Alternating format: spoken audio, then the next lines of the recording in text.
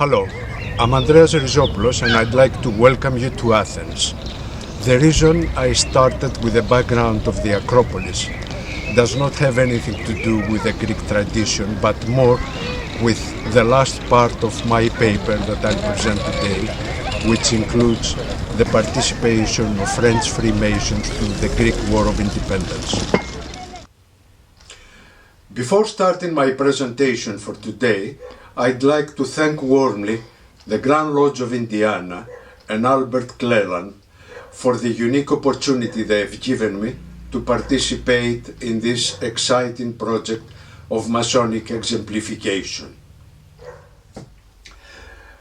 Politics has always been a taboo in Freemasonry since the publication of Anderson's constitutions. There is an extensive bibliography explaining the reasons that it has been decided from the beginning to avoid all discussion on the subject. At the same time, there was a sort of a loophole concerning the political actions of Freemasons, since in the Charge 2 it is stated, so that if a brother should be a rebel against the state, he is not to be countenanced in his rebellion. However, he may be pitied as an unhappy man. And if not convicted of no other crime, though the royal brotherhood must not to disown his rebellion and give no umbrage or ground of political jealousy to the government for the time being, they cannot expel him from the lodge, and his relation to it remains indefeasible. The definition of politics and political actions has always been fluid depending on local circumstances. Preston is presenting an address that was agreed unanimously by the Grand Lodge to be presented to His Majesty the King on 6 February 1793, which included the following paragraph. It is written, Sir, in the Institute of our Order, that we shall not at our meetings go into religious or political discussion, because, composed as our fraternity is, of men of various nations, professing different rules of faith, and attached to opposite systems of government, such discussions, sharpening the mind of man against his brother, might offend and disunite. A crisis, however, so unlooked for as the present, justifies to our judgment a relaxation of that rule, and that our first duty as Britons superseding all other considerations.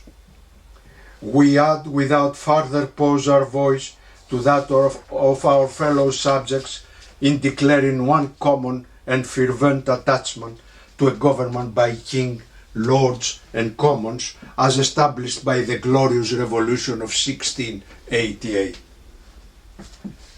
In continental Europe, the Americas and other parts of the world, Freemasons and even Grand Lodges, at least during the 19th century, the participation of individuals in political activities by whatever definition was not considered to be beyond the principles of Freemasonry. During that period, we find two approaches. In most cases, Freemasonry, with its inherent confidentiality, if not secrecy, has been repeatedly used in order to assure maximum security in revolutionary activities. There are also many cases when Masonic authorities, by whatever name, were seen fit to take a stand in causes that they considered worthwhile. In addition, we find a number of cases when even a state was using Freemasonry for political purposes. The above introductory remarks have been necessary because I feel that, although I'm presenting historical events of the first quarter of the 19th century, I'm treading on a very delicate ground. As late as 1967, the position of the United Grand Lodge of England on the subject was presented subtly but clearly. In the official publication Grand Lodge 1777, 1967, we read the following sentence on page 214. In the following century, we know that the first seeds of Greek liberation were sown in Masonic lodges in the Ionian Islands. This sentence is innocent enough until it is correlated with the index entry referring to that reads, Masonry as a shield for politics. On the other hand, the late brother Albert McClelland has very convincingly stated that it is impossible to fully understand the history of Europe in the 18th and 19th centuries without considering the influence of Freemasonry. The Greek War of Independence was launched during the first quarter of 1821 and lasted some 7 years. In 1828, the state of Greece was officially acknowledged, but it was not until almost 120 years later that the country obtained its present borders and territories. In the early parts of 1814, the seeds of the War of Independence, to use that expression, were indeed sown in a Masonic lodge. One of the founders of Philiki Heteria, or Friendly Society, Emmanuel Xanthos, was initiated in a lodge working in Santa Maura, or Lefkas as it is called today, named L'Union. Following his initiation, according to his memoirs, he thought that he could adapt the secrecy of Freemasonry in order to establish a revolutionary society which would work towards the independence of his country. The news of a launch of a War of Independence reached Western Europe very quickly and created almost instantly a wave of support that was based probably on romantic notions, and a new term was coined, Philhellenism, or friends of the Greeks, or supporters of the cause of Greeks. During the years of revolution, the 7 or 8 years, many Europeans came to fight in Greece, either as mercenaries or as volunteers. At the same time, the war was supported by European fundraising and literary works, which either performed or printed and sold to collect money for the Greek cause. At this point, it might be fitting to refer to Victor Hugo, who paints some very inspiring poems on Greece, and to Lord Byron, who not only initiated fundraisings, but also actually came to Greece in order to participate in the struggle and died in Missolonghi, not fighting, it must be stated, but by illness. Another interesting case from the French Masonic side was Jean-Pierre Guillaume Viennet, who published a long poem on the independence of Greece on 1821, the year the War of Independence started.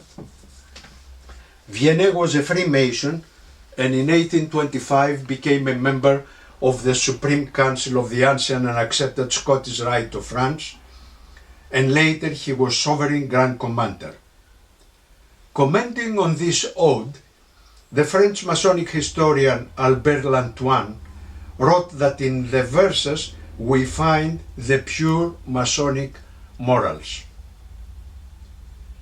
A large number of the people who came to fight were Freemasons. It is reported by a French diplomat and historian, Pouqueville, that many Ottomans were brandishing various medals and Masonic jewels which they found on the dead following the battle at Petta.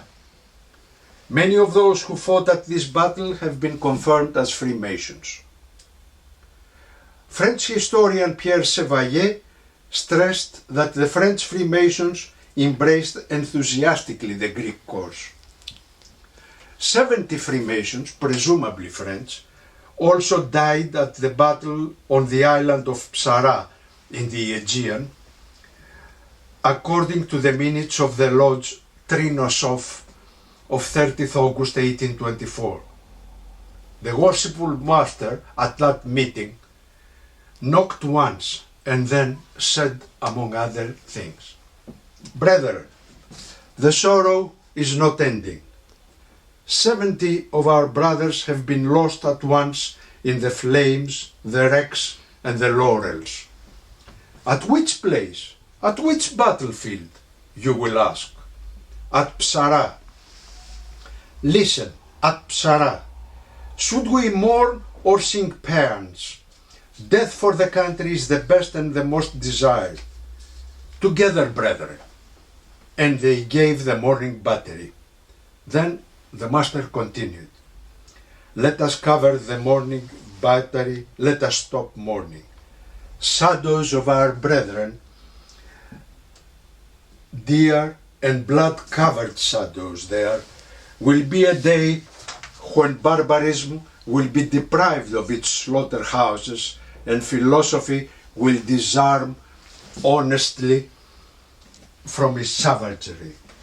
Together, brethren, for hope, courage, and the glory of the world." Then they gave a battery of joy. As noted in the minutes, many of the brethren present were crying during the meeting.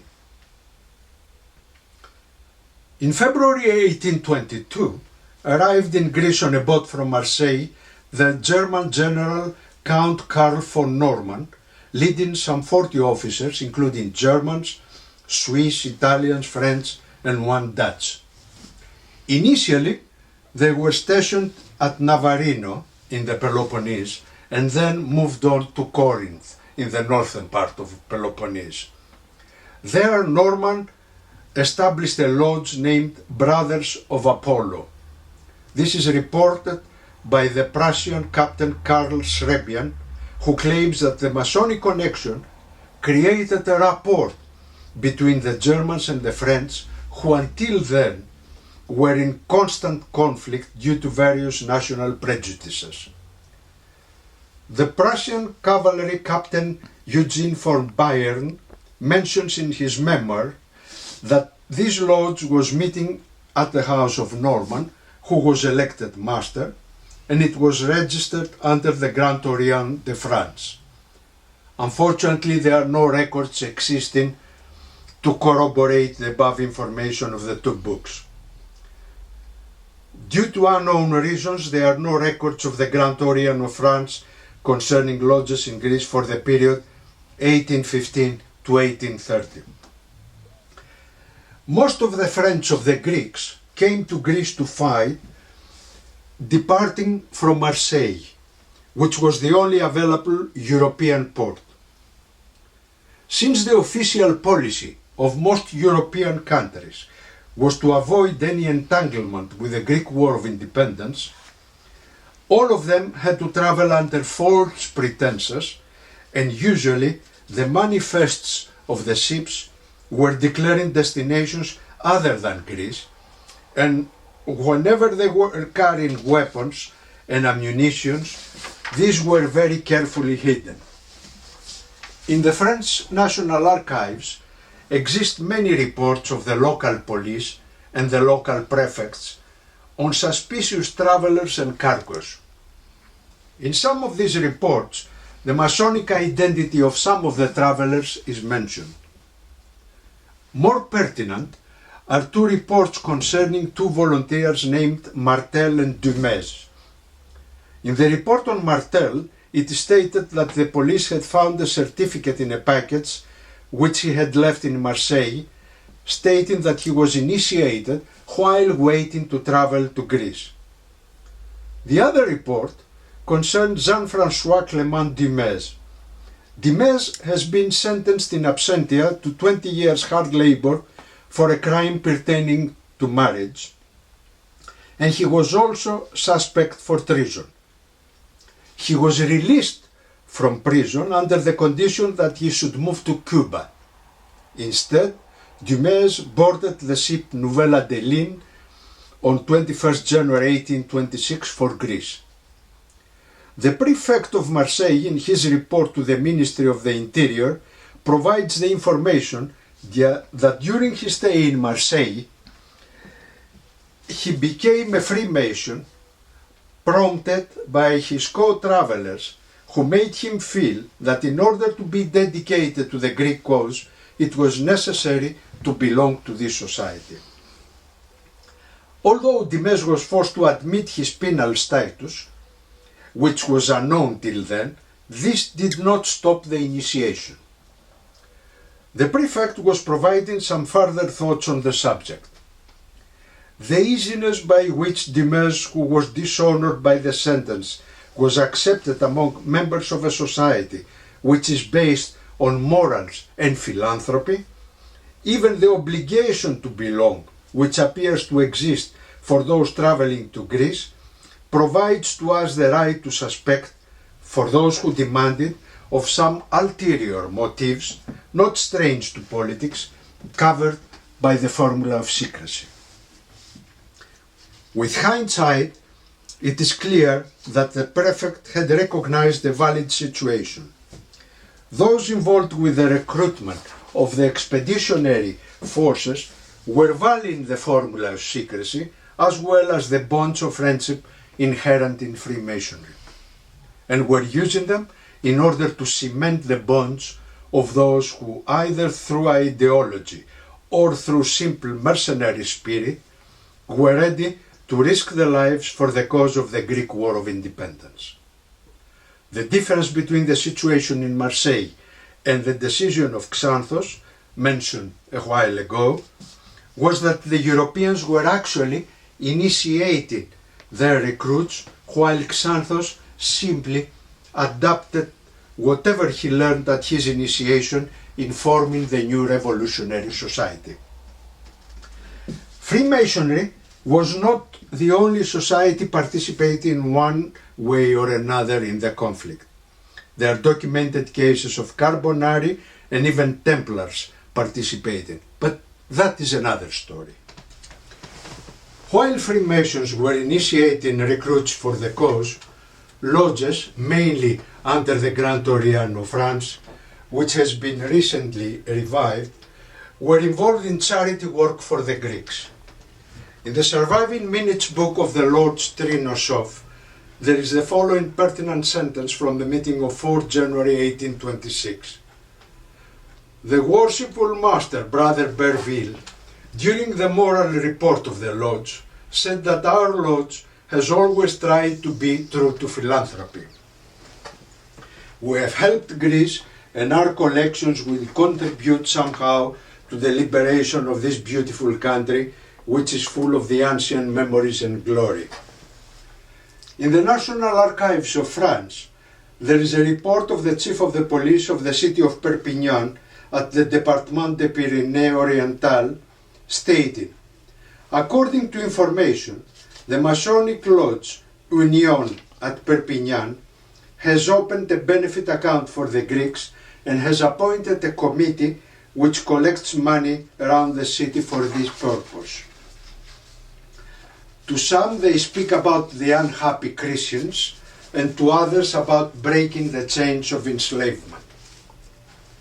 We have indirect information of a lodge named Temple des Vertus et des Arts, which had established a column of harmony, a music and chorus section, which was visiting other lodges performing a song called Song for the Departure of the French for Moreas. The information is included in the minutes of the Lords Trinosov for the meeting of 5 September 1828. Either from police reports in the Archives Nationales or from minutes of lodges extant in the Fond Masonique, we know of numerous other cases of lodges organizing benefits and collections for the Greek cause, which indicate that the support was not isolated.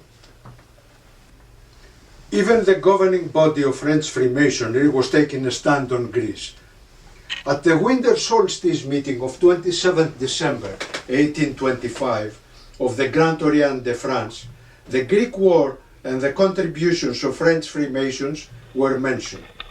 Speaking at the meeting, Frère Vassal, Grand Secretary, started by stating that he was not intending to touch the arts of politics, but that he would speak as a friend of liberty of thought, that is, as a Freemason who desires that all men be improved and to share the benefit of the light. Then he said at one point, "We have to admit that Freemasons have a great interest in the liberation of Greeks. It is there the cradle of our initiation. They are there Christians of the same religion as ours, who for centuries have been tortured by the stupid Pashas and have been ruled by the whims of the avaricious despots." Then he made many references to the ancient history of Greece and its relationship with Freemasonry.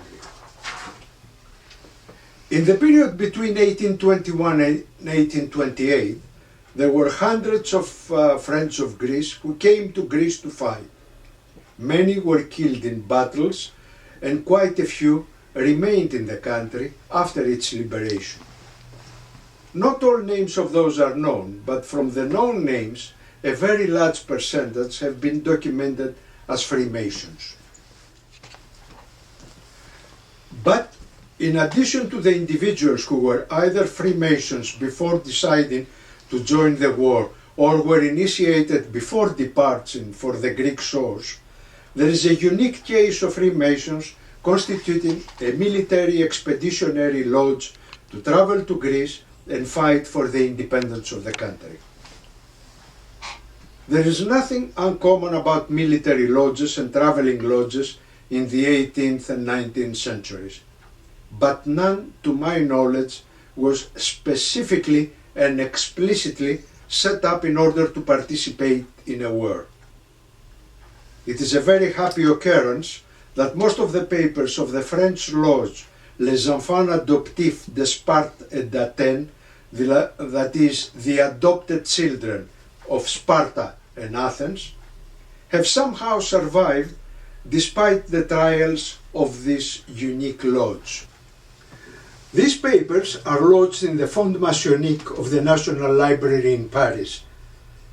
In the files are included various letters to the Grand Orient, lists of founder members and members who either joined later or were initiated, lists of those who died at various battles, and minutes of the meetings held either in Marseille or in Greece, covering the period between the 2nd of January 1826 and 4th January 1827.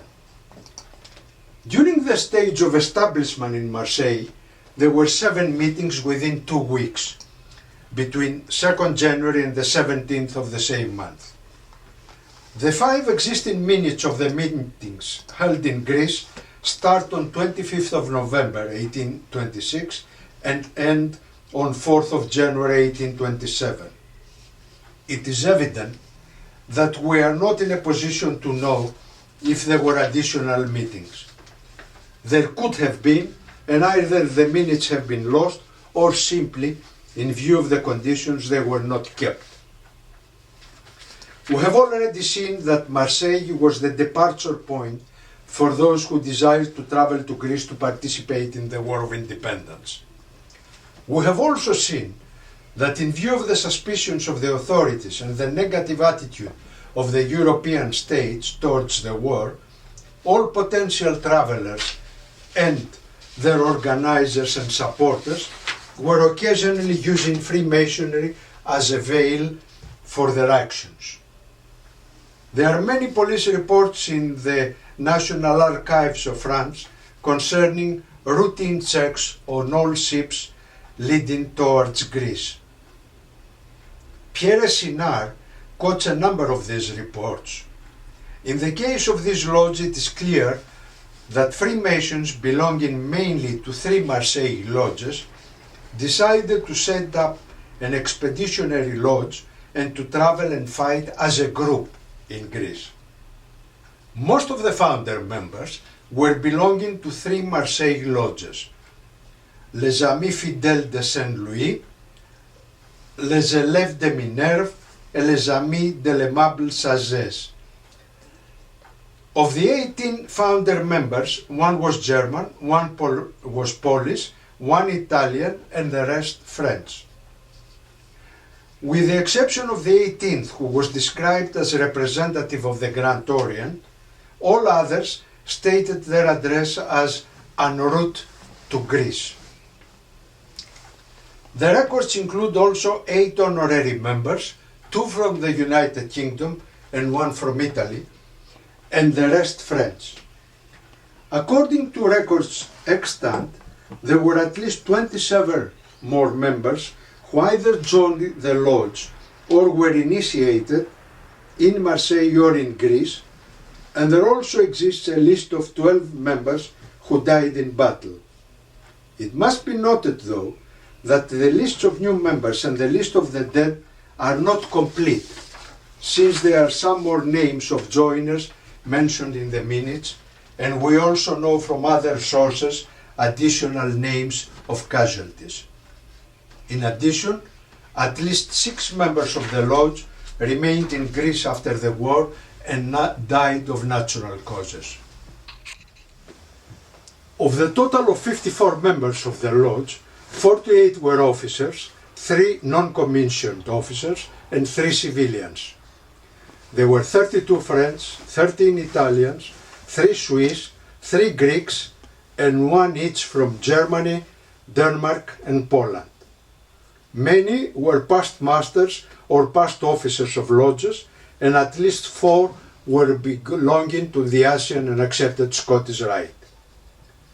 The initiative to constitute this lodge seems to belong to Jean-Alexandre Cyril Justin, an officer who had prior experience from the War of Independence, since he had already fought in Greece in 1821. He was a member of the 2nd or 3rd group that traveled from Marseille in October 1821 and fought at Kalamata and Crete until the spring of 1822. Then he returned to France, together with some 30 other fighters. At the time, the war was at a very low point due to discord among the Greeks.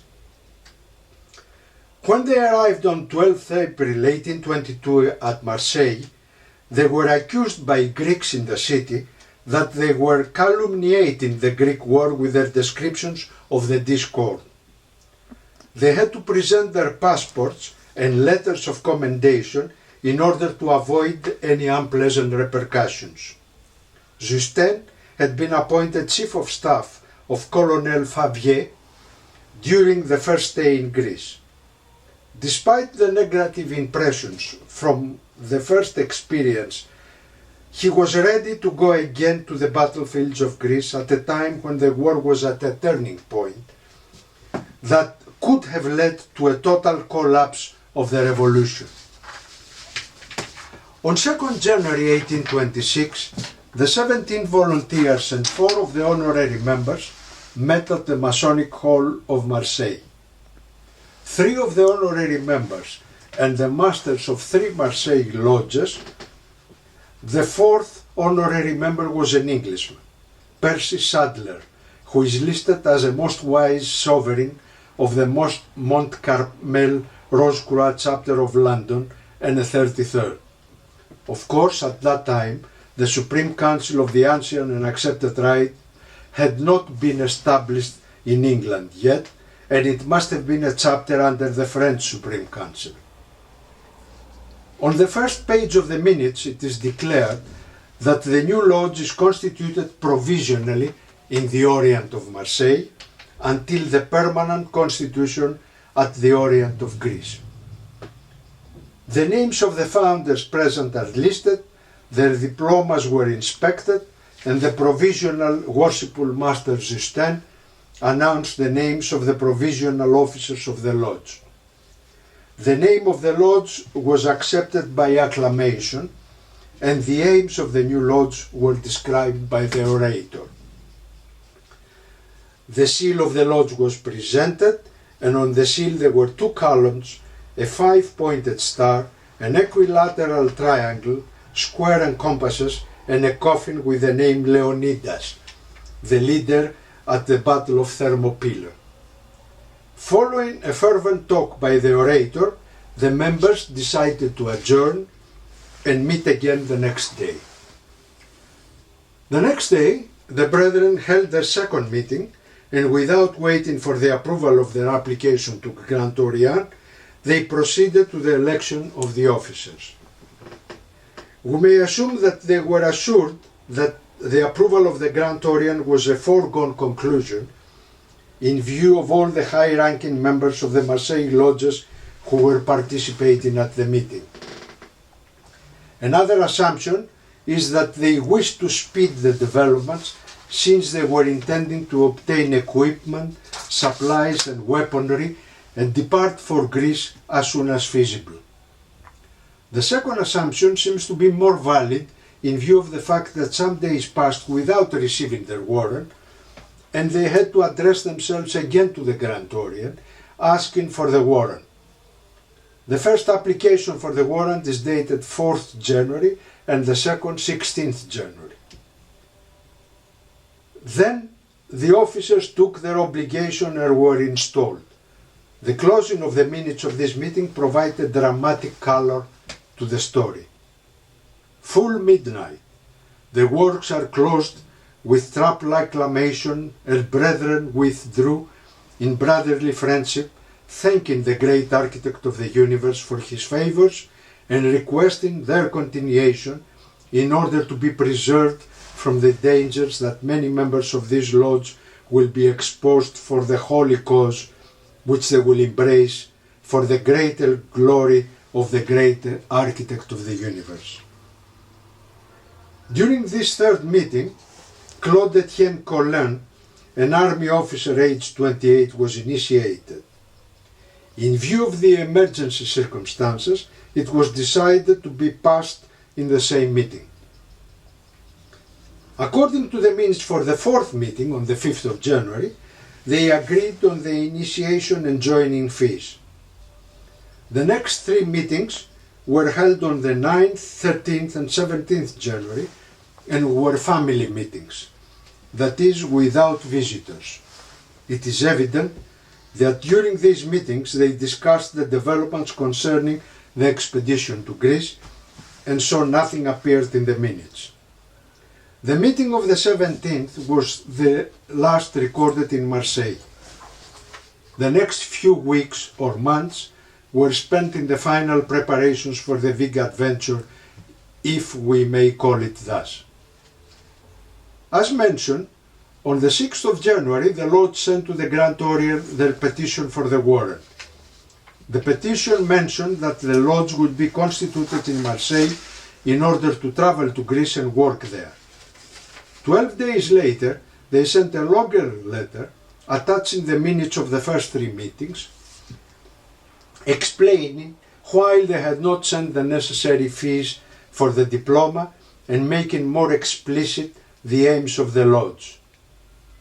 Pilgrims dedicated to the defense of religion and the propagation of the lights for the greater glory of the great architect of the universe, we march for the noble cause. There is no information on the exact date of departure from Marseille for Greece. They could have left at any time between 18th of January and August, since at their first recorded meeting held in Greece, a mention was made of the members of the Lodge who had been killed at battles held in September and October. During this period, the departure of 7 ships from Marseille is recorded. Taking into consideration the police reports on the various ships, it seems most probable that they travelled on board Nouvelle Adeline, which departed on the 21st January with 24 passengers and ammunition. The first recorded meeting of the Lodge on Greek soil was held on the 25th November 1826 at Methana, near the present-day Nauplion, or Napoli di Romania, as it was known at that time. A mourning battery was given to the memory of those who had died in previous battles. The senior warden, Gaston Rivel, was killed at Syros in September. The sword bearer, Pierre Rousset, also died at Syros in October, and the junior deacon, Louis Florence, died at Oropos in September. At the same meeting, there were 15 applications to affiliate to the lodge. 3 were Italians, 1 Greek, assuming that from his name, but with no indication of his mother lodge, and the rest French. There were 2 additional applications to join, but since the applicants, although responded correctly to the Masonic signs, they did not possess the respective diplomas or certificates, the decision was postponed until the next meeting. In the same meeting, there were 6 initiations, while 3 more applications for initiation were passed to a special committee for a report. So from its first meeting in Greece, the lodge had 21 new members, 15 affiliations and 6 initiations. 5 of the affiliates and 3 of the initiates died in Greece during battles in the following months. Present at the meeting was also Colonel Favier, who was elected honorary member by acclamation. Charles Favier, born at Pont-à-Mousson in 1782, played a very important part in the Greek War of Independence and was later named general. He died in 1855. Worshipful Master Justin read then a paper on the activities of the lodge, not included in the minutes, on the activities of the lodge during the 10 months following the last meeting held at Marseille, and proposed to send a relevant report to the Grand Orient of France. The second meeting in Greece was on the 30th November, and it was a family meeting without visitors. The 2 applicants for joining, Ban and Le Bon, were admitted blindfolded and were asked several questions since they did not possess their certificates. The final voting was postponed until the next meeting to be held on the 9th of December. At that meeting, the 2 applicants were tested and they were approved as joining members. At the same meeting, the lodge discussed and rejected the application for initiation of an officer named Maury because of negative reports concerning his character. This incident is stressed because it presents the point that despite the irregular circumstances, they were very strict on prospective candidates. 2 days later, the members of the lodge, together with other volunteers, left the area for Athens, where they were due to break the siege of the Acropolis and provide the besieged with food and ammunition. On top of the Acropolis, there were some 1,600 persons. There were about 1,150 regular and irregular soldiers and about 500 women and children. Food was becoming scarcer and ammunition was already finished. It was deemed that the Acropolis should not fall to the Ottomans, mainly due to the psychological impact that it would have not only to the morale of the people, but also to the attitude of foreign powers on the Greek struggle. So it was decided that Favier should lead a sort of a commando force to try and get to the besieged all the necessary supplies. The special force was to consist of 450 regular soldiers, 60 from the artillery and 40 volunteers. The majority of the volunteers were members of the Les Enfants Adoptifs d'Esparte d'Athènes Lodge. The operation was launched at midnight on the 11th to the 12th of December and was successfully completed. They managed to get on top the Acropolis with only 18 dead and 26 wounded, although one of the wounded died a week later. 5 of the dead were members of the lodge and they were buried on the Acropolis. When Favier accepted the task to resupply the besieged, he had stated that afterwards the force should retire from the rock in order to participate in other military operations. He pointed out that there were enough soldiers on the Acropolis to be able to defend it, and the only useful purpose of the force was to supply the besieged and not to become voluntarily besieged. The garrison of the Acropolis, though, wanted him to stay, and they even threatened to warn the besiegers if Fabier and the troops tried to leave. Fabier tried a couple of times to depart, but it was practically impossible with the Acropolis surrounded by the enemy troops. So Fabier and his troops were forced to remain on the Acropolis until 24th May 1827, when a treaty was signed and all the defenders were allowed to depart. During this 6-month period, the members of the lodge were forced to remain on the Acropolis, and despite the extreme conditions, they held at least 2 meetings. The first meeting was held on the 2nd January 1827. The secretary read the list of members, and it was established that all were present with the exception of those who were wounded and those who, being sick, could not participate in the glorious entrance into the Acropolis. Then the worshipful master Justin requested the members to give a mourning battery for the dead, and particularly Robert. Then the worshipful master read the pièce d'architecture fitting to the circumstances, which was applauded by all members. The lodge then decided to organize a St. John's feast, winter solstice, on the 4th. The minutes for the 4th of January start with a regular opening, and then a report is announced. There were 2 profanes asking to be initiated. After their identity was ascertained, the Frère Terrible, the deacon as we say today, was ordered to take them into the chamber of contemplation. Then they entered blindfolded into the lodge and were initiated according to the ritual. The lodge was then adjourned from labor to refreshment in order to have a festive board and celebrate the winter solstice. According to the minutes, there were 3 toasts. The first one for the Greek government, the second for the Grand Orient of France, and the third for the worshipful master and the officers of the lodge. During the toast for the Grand Orient, there were 3 fires. One on the duty and respect for the Grand Orient, second on the gratitude for all regular lodges which had initiated them, and the third on the friendship among all Freemasons. The minutes for this meeting are the last surviving. They could have been more and they couldn't. Circumstances were very difficult during the siege, and it is probable that after their departure from the Acropolis they could have been dispersed to different battalions, or some even returned home. It is also possible that there were additional meetings and minutes, but somehow they have been lost. Since